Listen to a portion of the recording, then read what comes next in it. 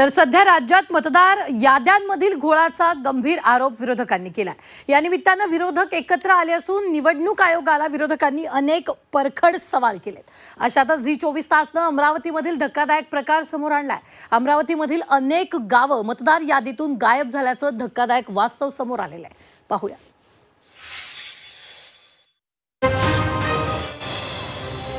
अमरावतीत अनेक गावं मतदार यादीतून गायब। झी24 तासच्या ग्राउंड रिपोर्ट मधून वास्तव समोर।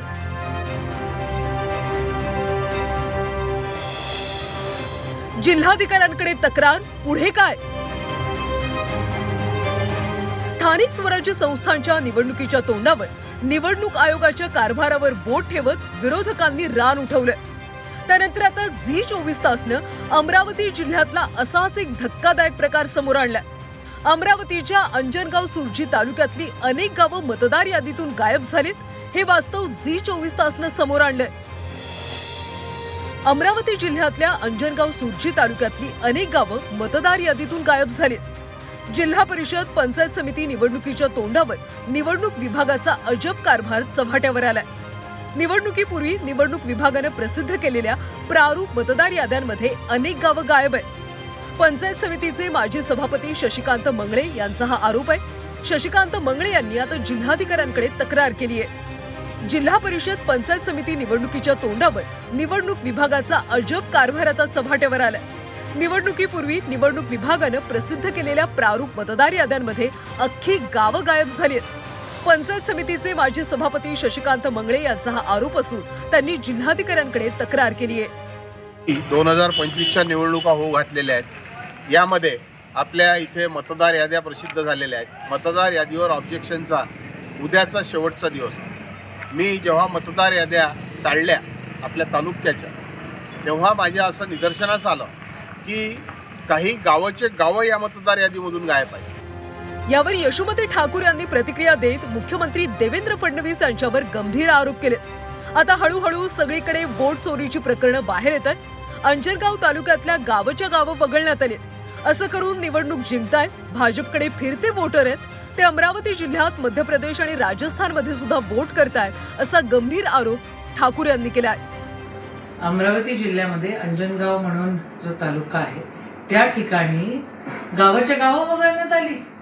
मग हे सुरू आहे आणि असे तुम्ही निवडणूक जिंकून येत आहे। जिल्हा परिषद मध्ये पण ज्या हिशोबाने ज्या कॉन्फिडन्सनं हे आमच्या इथले पालकमंत्री आणि मुख्यमंत्री देवेंद्र फडणवीस हे जे बोलतात ना की नायनाट काढा, म्हणजे यांचं पूर्ण प्लॅनिंग अजून वोटर फिरते वोटर्स आहेत त्यांच्याकडे।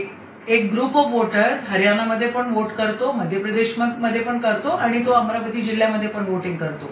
या फिरत्या वोटर्स पासून सगळेजण जरा सावध व्हा आणि ह्या वोट चोरीला खऱ्या अर्थानं आपल्याला देशावर प्रेम करत असाल तर ही चोरी जे करतायत ती जास्त उघडकीस आणा। राष्ट्रवादी काँग्रेस शरद पवार पक्षाच्या खासदार सुप्रिया सुळे यांनी सुद्धा यावरून टीकास्त्र डागले।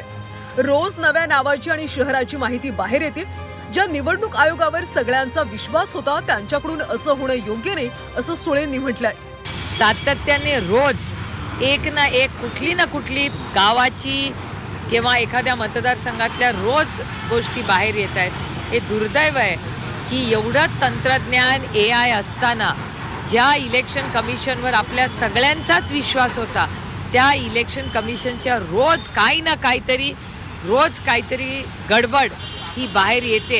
हे एका सशक्त लोकतंत्रासाठी अतिशय धोकादायक आहे। सध्या राज्यातल्या विरोधी पक्षांनी निवडणूक आयोगाची भेट घेऊन मतदार याद्यांमधल्या घोळासंदर्भात प्रश्न उपस्थित केलेत। निवडणूक आयुक्तांची भेट घेऊन रीतसर तक्रार केली।